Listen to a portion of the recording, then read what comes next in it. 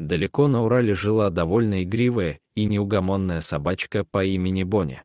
Она любила детей и радостно виляла хвостиком при виде людей, но в один день все изменилось. Вся большая семья, включая неугомонную собачку, отдыхала на даче в деревне, но вот пришло время возвращаться. Пока грузили вещи в машину, забыли прикрыть ворота.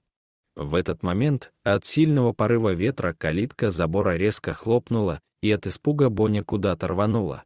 Ждать они ее не стали и, как многие люди, просто уехали, оставив собаку где-то в морозной зиме. Собака спустя час вернулась к дому и не обнаружила своих хозяев. Она оббежала все вокруг, но никого не нашла. Рядом проживала семья пьяниц, они заметили скитающуюся вокруг собаку и решили ее забрать. Накинув на шею собаки веревку, притащили ее к дому.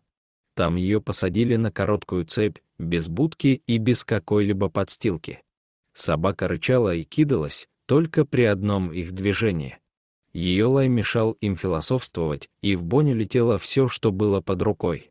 Когда им становилось скучно, они долго дразнили собаку едой, отставляя миску далеко, чтобы на своей короткой привязи она не смогла достать до нее.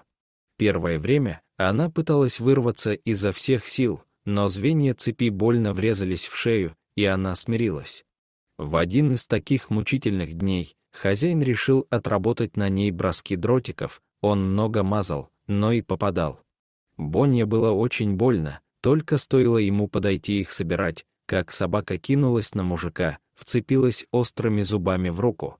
Она рассвирепела, сорвалась с цепи и бросилась на мужчину, он нашел кирпич и стал отбиваться. Освободившееся животное не стало ждать и сбежало через открытую калитку. Нужно было бежать и подальше. Только это было в голове у собаки. Съев что-то на местной помойке, она вышла на трассу, и теперь весь ее путь на 100 километров состоял только из длинной полосы асфальта. Казалось бы, что может пойти не так, все ужасное уже случилось. Она долго шла, спала на обочине и ела то, что найдет.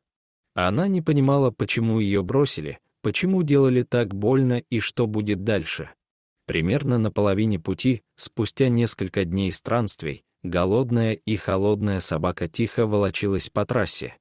Лапы застыли, подушечки стерты в кровь и воспалены. Что-то виднеется и сильно шумит, быстро приближается, наверное, очередная безразличная машина, подумала Боня.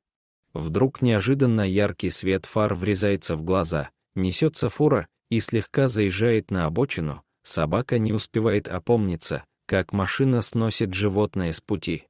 Жесткий, глухой удар маленького тельца о железо, и собака отлетает в кювет. Жгучая боль пронзает беззащитное тело. Фура уносится, оставляя лежать собачку на снегу, выделяя ее лишь капельками крови. Лапы не чувствуются, как только собака начинает подниматься, боль простреливает позвоночник, и она снова падает в свою снежную могилу. Никто ее не видит, машины проезжают, лишь слезы катятся из добрых черных глаз. Около 10 часов она лежала в сознании, ей больно и холодно, шум смешивается в голове, силы покидают, и она засыпает. За день до Нового года Петр ехал на машине по той самой трассе, домой с кучей подарков, когда решил остановиться, проверить, не забыл ли он бумажник в торговом центре, и пока рылся в сумке, заметил в кювете что-то странное и решил на всякий случай проверить. Это оказалось животное, оно было слегка запорошено снегом и на вид не подавало признаков жизни. Было непонятно, что оно тут делает, довольно далеко от цивилизации. В следующую минуту он увидел кровь и понял, что животное избили. Проверил, собака еще была жива, тяжело дышала, но на движение и прикосновение не реагировала, значит, сильно замерзла. Он не смог оставить ее, осторожно взяв на руки, Петр понес Боню в машину и мигом помчался в ближайшую ветеринарную клинику. Собака в пути чуть отогрелась и начала очень тихо поскуливать, словно рассказывая о всем, что с ней произошло. Мужчина лишь бессознательно успокаивал бедное животное. «Скоро все будет хорошо». В ветеринарной клинике все были удивлены, После осмотра они сказали, что в таком состоянии собака пролежала не меньше 3 дней. Это всех ужаснуло, и надо было принимать решение: усыплять или бороться за нее. За это короткое время Петр очень проникся к ней и решил, что это его новогодний подарок. Семья согласилась, и они стали спасать бедняжку. Новый год встречали в больнице, ни на минуту не бросая Боню. Шло время. Она потихоньку восстанавливалась, и ее выписали. Уже через полгода Боня весело резвилась в своей новой любящей семье, которая спасла ее от верной смерти. Все идет хорошо, и вот в семье образуется пополнение. Дома появляется малыш.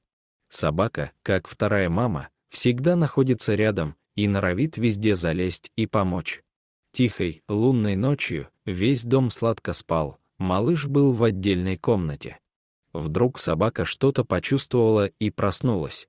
В это время ребенок запутался в одеяле и начал задыхаться. Он никак не мог распутаться в силу своего возраста, и его практически не было слышно. Малыш борется, но ничего не получается, в панике он еще больше запутывает себя. Боня это почувствовала и с диким лаем понеслась в комнату родителей. Ничего не понимающие взрослые не торопились вставать. Тогда собака попыталась поднять маму за ночную пижаму. Когда взрослые наконец встают, собака сидит у двери мальчика и дико лает. Перепуганные родители несутся в комнату к малышу. Ребенок уже не мог кричать, мама быстро его распутала и помогла ему отдышаться. Пес перестал лаять, но все еще переживая, не мог найти себе места. Отец вызвал скорую, и через некоторое время врачи осмотрели ребенка, никаких серьезных повреждений нет, и уже можно было не беспокоиться. После ухода врачей, Боня успокаивается и усаживается рядом с малышом, положив морду рядом с ним. Глядя на эту картину, отец не смог сдержать слез. Вот так когда-то спасенная им жизнь спасла самого ценного человека в его жизни. Дорогие зрители, если вам понравилось это видео, то ставьте лайк и подписывайтесь на наш канал. До свидания.